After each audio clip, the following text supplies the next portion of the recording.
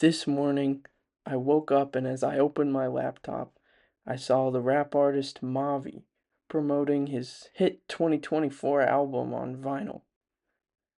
Now, I really wanted one, but I couldn't justify that purchase. So, since day trading didn't really work out, I set foot on new sites. I knew people like Jake Paul and Logan Paul were influencers. These are people that, if you do it right, basically, you have all the money and the power in the world.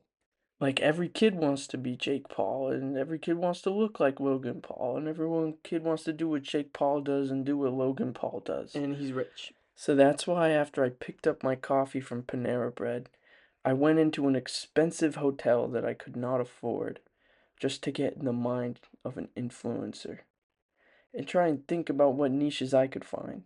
So I rode the shiny mirrored elevator, took a good look, envisioning myself as someone who could afford this in the near future. But didn't find my niche up there. So then as I was walking down, a little bit defeated, it struck me. See, recently I'd been recording little vlogs to update my girlfriend on what I was doing long distance. So one of the things I did is I recorded myself playing tennis. Tennis could be my niche. That's like a thing, and no one makes tennis content. So I got to work. I know that everyone online has already figured out all these algorithms, so all I would really need is to put my own little tennis spin on them to grow my core audience. So after posting a couple, I just let them sit for a couple hours. I couldn't do anything but wait. I had to resist the urge to check. So then I checked, and they were kind of doing pretty well. Okay, this is working. So I cranked a few more out. This was really starting to work, and I was getting views, and so I decided to check how much money I had already made off of thousands of views, and then it was nothing. There was no money. Turns out you have to have like a million or more followers to become TikTok royalty. So technically, at 10,000 or fewer followers, I was still a nano influencer. It could take me years to get that many followers off of tennis content. So I needed to do something big, something controversial, something that people would pay attention to. So the first thing in my mind, I posted it, and it was my worst performing video yet. On my way home, I witnessed a father holding his son's hand.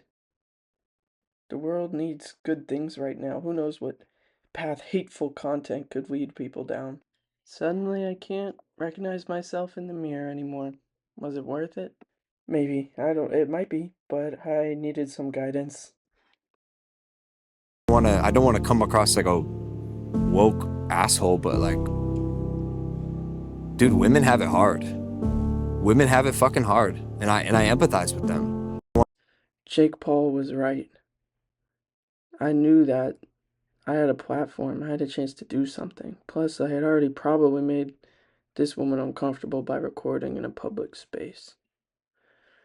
So I got to some research to figure out how I could use my platform for good instead of evil. The meetings I ended up having with some industry professionals on empathy and feminism were extremely helpful. I'd consider this to be my greatest success yet, and with everything I learned, I could move on and use my audience to address this poignant issue.